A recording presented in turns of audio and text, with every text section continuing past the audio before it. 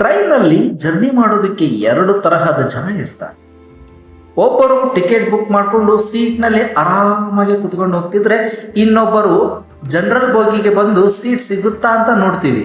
ಅಯ್ಯೋ ಬಿಡಿ ಸ್ವಾಮಿ, ನಿಲ್ಲೋಕೆ ಜಾಗ ಸಿಕ್ಕರೆ ಸಾಕಾಗಿದೆ ಅನ್ನೋ ಥರ ಆಗಿರುತ್ತೆ. ಇಲ್ಲಿ ನೋಡಿ, ಮಲಗೋಕೆ ಜಾಗ ಇಲ್ಲ ಅಂತ ಬೇಜಾರೇ ಆಗಬೇಡಿ. ಜನರಲ್ ಬೋಗಿಯಲ್ಲಿ ನೆಲ ಕೂಡ ಬೆಡ್ ಆಗುತ್ತೆ. ಯಾರಿಗಾದ್ರೂ ಬ್ಯಾಗ್ ಸಿಕ್ಕರೆ ಸಾಕು, ಹಾಗೆ ಕೈ ಆದ್ರೂ ಸಿಕ್ಕರೆ ಸಾಕು, ಅದು ಪಿಲ್ಲೋ ಸಹ ಆಗ್ಬಿಡುತ್ತೆ.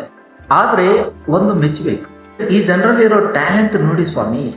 ಇಷ್ಟೊಂದು ಗಲಾಟೆ ಇದ್ರು, ಇಷ್ಟೊಂದು ಜನ ಇದ್ರು, ಇಷ್ಟೊಂದು ಶಬ್ದ ಇದ್ರು, ಆದ್ರೆ ನಿದ್ದೆ ಮಾತ್ರ ಬರ್ತಾ ಇದೆ.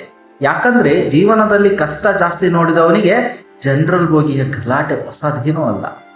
ಇಲ್ಲಿ ಯಾರೂ ದೊಡ್ಡವರಲ್ಲ, ಯಾರೂ ಚಿಕ್ಕವರಲ್ಲ. ಹಣ ಇದ್ದವನು ಇರಬಹುದು, ಹಣ ಇಲ್ಲದಿದ್ದವನು ಇರಬಹುದು. ಆದ್ರೆ ಈ ಬೋಗಿ ಒಳಗಡೆ ಎಲ್ಲರೂ ಒಂದೇ.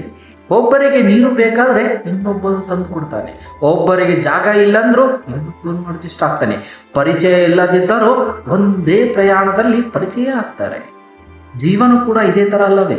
ನಾವು ಎಲ್ಲರೂ ಒಂದೇ ಟ್ರೈನಲ್ಲಿ ಪ್ರಯಾಣ ಮಾಡ್ತೀವಿ. ಯಾರು ಪ್ರಯಾಣ ಎಲ್ಲಿಗೆ ಮುಗಿಯುತ್ತೆ ಅನ್ನೋದೇ ಗೊತ್ತಾಗಲ್ಲ.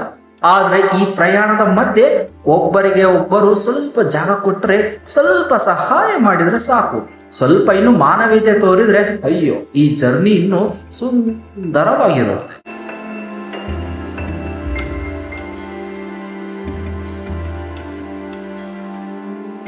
ಸೀಟ್ ಸಿಗದಿರಬಹುದು, ಮಲಗೋಕೆ ಜಾಗ ಸಿಗದಿರಬಹುದು, ಆದ್ರೆ ಒಳ್ಳೆಯ ಮನಸ್ಸು ಇದ್ದರೆ ಯಾವ ಜರ್ನಿ ಆದರೂ ನೆನಪಾಗಿ ಉಳಿಯುತ್ತದೆ.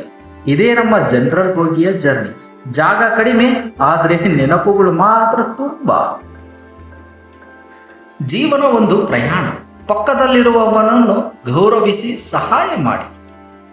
Have A safe and happy journey.